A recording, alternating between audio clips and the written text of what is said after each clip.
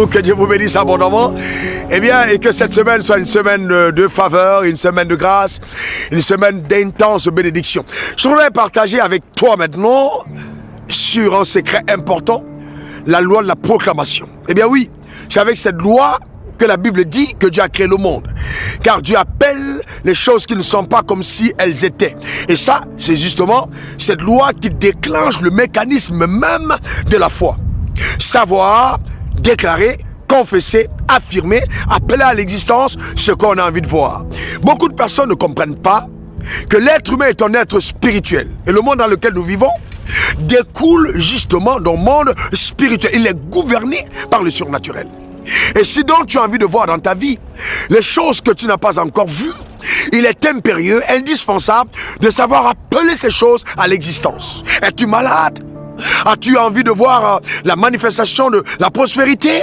As-tu envie justement d'amener à manifestation une entreprise, un projet quelconque? Eh bien, commence à appeler à l'existence ce que tu as envie de voir. Par tes paroles, tu peux amener à manifestation ce que ton cœur désire. Le mot est lâché. Cœur. Il doit y avoir un lien entre ton cœur et tes paroles. Est-ce que tu crois à ce que tu dis? La raison pour laquelle beaucoup de personnes ne voient pas ce qu'elles déclarent, c'est parce qu'elles ne croient pas en ce qu'elles déclarent. Oui, il faut d'abord croire, car c'est en croyant du cœur qu'on parvient à la justice, et en confessant de la bouche, on parvient au salut. Si tu crois en ce que tu déclares, en ce que tu affirmes, quel que soit le niveau d'adversité, quel que soit le niveau de position, je te garantis que tu verras cela se manifester par la puissance exceptionnelle de Dieu. Tes paroles sont à même de mobiliser le monde surnaturel, de donner du travail aux anges. Ils n'attendent que toi. Qu'as-tu à dire? Oui, par tes paroles tu seras justifié, par tes paroles tu seras condamné. Ils l'ont vaincu à cause du sang de l'agneau et à cause des paroles de leur témoignage. Nos paroles sont puissantes. Donc apprends maintenant à contrôler tes paroles. Ne dis pas n'importe quoi.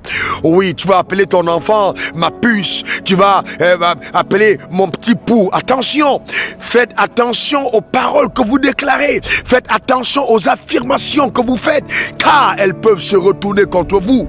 Ta vie va ressembler étroitement aux déclarations de ta bouche. Entraîne-toi donc à ne dire que des choses favorables te concernant. Déclare que tu es en bonne santé. Déclare que tu as la tête et non la queue. Déclare que tes projets réussissent. Déclare qu'ils te feront la guerre, mais ne te feront pas. Déclare que les sorciers du village ne pourront pas détruire, te ruiner, ne pourront rien contre ta vie. Déclare que tu auras racheté l'Éternel. Déclare que tu es un sacerdoce royal. Déclare que tu es une nation sainte. Déclare que tu es une merveille qui est merveille.